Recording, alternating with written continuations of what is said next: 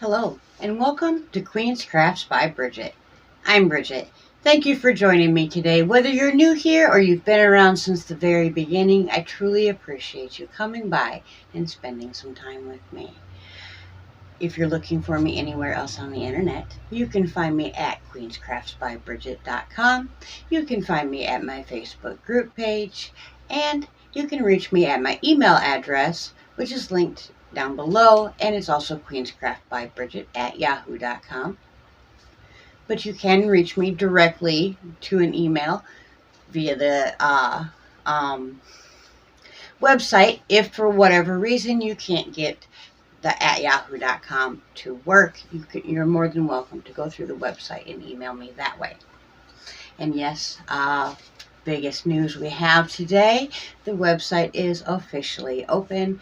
Now I still have to get my yarn up there, and it's going to be a work in progress for a little while. There will be improvements as we go, but it is open and ready to be shopped on as of last night.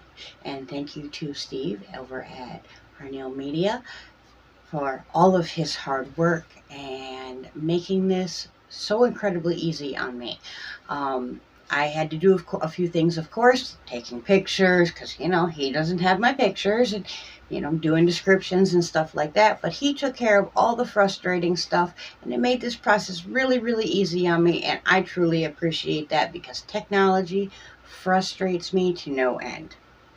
So, for our last video, I'll stop blabbering about that and we'll move on along.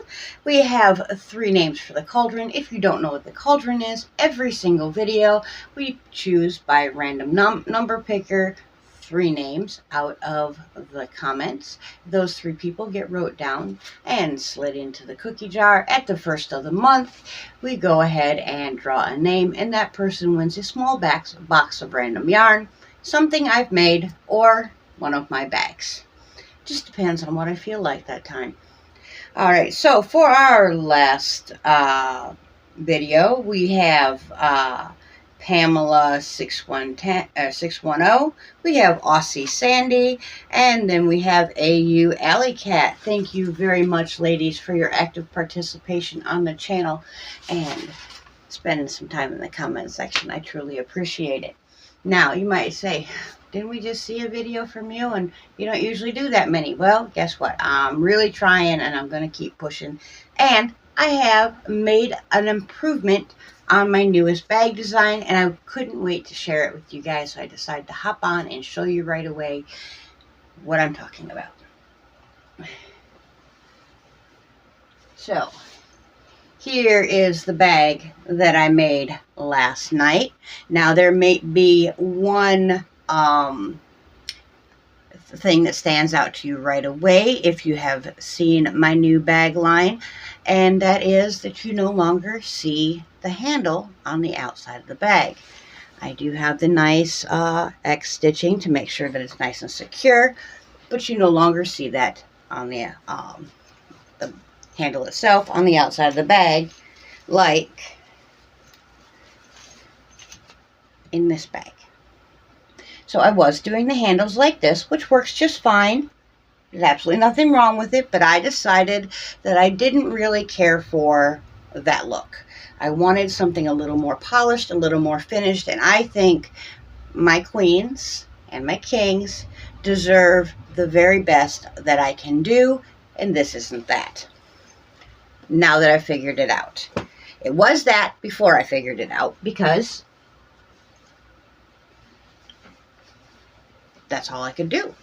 And now I can do better, because I was sitting at the sewing machine last night and it dawned on me that I could try something. I had a bag cut already that I was planning on stitching up anyway, so I decided to switch the order of operation around just a smidgen bit and try something out. And I was also able to move the closure seam, the final closure seam of the bag. I had been doing it here. The only bag that I ever watched in a tutorial, that's how they close the bottom. Now, it's doable. It's fine. I always, match the color thread the best as possible. if I didn't point it out, more than likely you'd never know. But I didn't like it. And I wanted to be able, excuse me, I wanted to be able to have something nicer, but I could not wrap my mind around how I was going to do that while inserting a zipper at the same time. So again, I changed a little bit of how I inserted the zipper. And because of that, let me put these down and I'll show you those in just a moment. Because of that, now if I pull this liner out of the bag, the bottom of the bag looks exactly as it should, with no visible closing seam. I was able to figure out how to hide my seam in the zipper. So now, unless you go looking for it, there is no visible closure seam. Just as my Japanese knot bags are done, there is no visible closure seam or discernible closure seam. So I'm very, very happy with those upgrades, and any bag that I make from now on with the zippers will be made that way. Of course, the ones that are already made, I can't change that.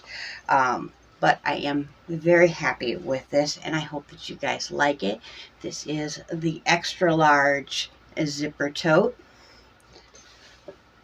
of course, with a notions pouch. Excuse me.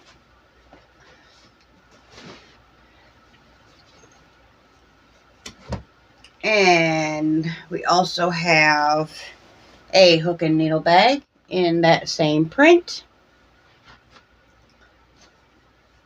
We also have one of the fairy mushrooms in this beautiful tan in a hook and needle bag.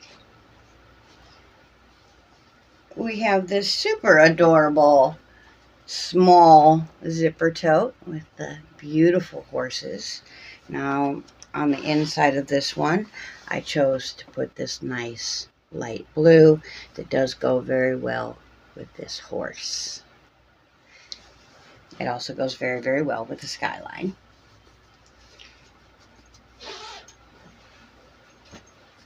And then we have the adorable scarecrows. We have Mr. Scarecrow and Miss Lady Scarecrow. Aren't they adorable with their horn of plenty and beautiful garden goods surrounding them? Makes me hungry for the fall, although I'm not ready for summer to be done. And this is the medium-sized bag. So there is one difference in how I do the handles for the medium size and the large or the small.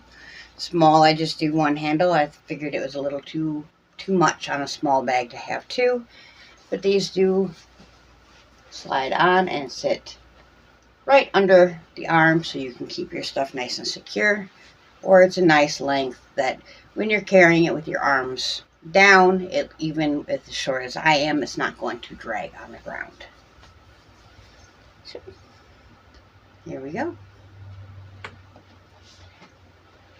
Also, for any of my fiber friends out there, my spinning ladies, or gentlemen, if there's any gents, I don't know any gents, but just in case, I am offering to do an advent calendar with 24 20-gram mini fibers and one 3.5 ounce braid of fiber as an advent, all dyed up and sent to you by November. If you are interested, please do reach out to me via Facebook or my email.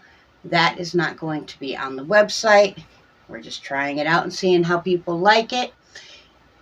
Also, I will be offering a couple of advents to my yarny friends. I will do the 24 20-gram minis and one full hank of yarn at the end. all dyed up and sent to you probably by November.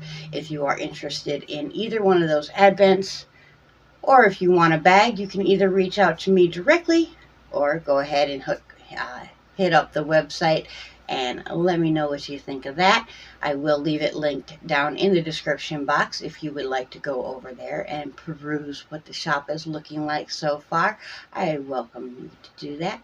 And until next time, I truly hope that you are crafting your happiness. Bye for now.